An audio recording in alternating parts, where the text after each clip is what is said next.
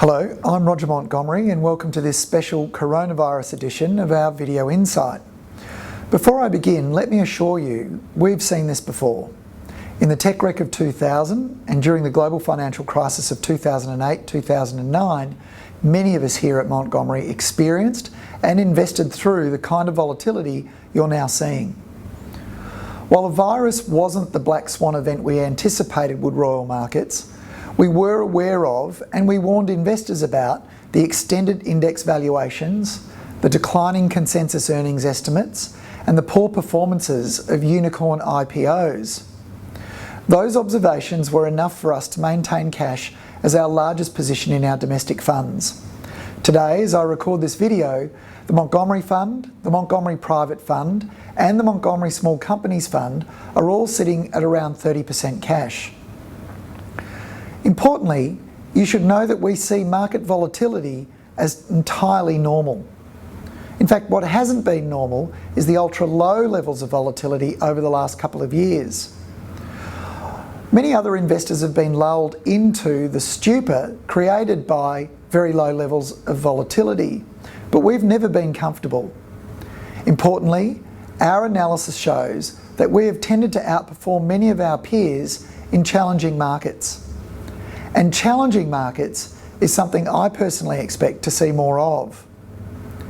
This chart shows just one of our funds, the Montgomery Fund, and its history of capturing a higher proportion of the upside moves in the market relative to the downside. While it's nice to generate an adequate return, we want to also deliver a more palatable journey. Since its inception, the Montgomery Fund has captured an average of about 81% of the upside in any month the market has risen, but the fund has only captured about 60% of the downside in any months the market fell. And a similarly desirable profile can be seen for most of our long-only funds. Avoiding substantial declines is especially important for those reliant on their investments to fund their retirement. And right now, navigating volatility should be at the front of everyone's mind. Our analysis suggests the US has been late to recognise the penetration of coronavirus within its borders. Where countries have been early at detection, such as South Korea, detection rates have been low, as have fatality rates. Where countries have been late to ramp up testing, such as in Italy, they have experienced detection rates and fatality rates that are multiples of South Korea's experience. We currently believe that the US is very, very late. Indeed, in a country of 340 million people, we've calculated that public and private laboratories have conducted an average of just 92 tests per day in total during February. As testing now ramps up, more infections will be found and a parabolic jump in infections could soon surprise the US. This could have volatile implications for global markets that could present value investors like us with the kinds of opportunities that can set portfolios up for the next decade and beyond. Importantly, the investing narrative has shifted from the unbridled enthusiasm about growth that we saw last year. The market previously assumed central banks could save the world just by cutting rates and injecting liquidity. But today, the first order concern is the impact of the virus on populations. The second order concern is about the consequences of containment efforts on economic growth. And the third order concern are the consequences of protracted lockdowns on the cash flows of highly indebted corporates and the willingness of investors to refinance debt-laden balance sheets.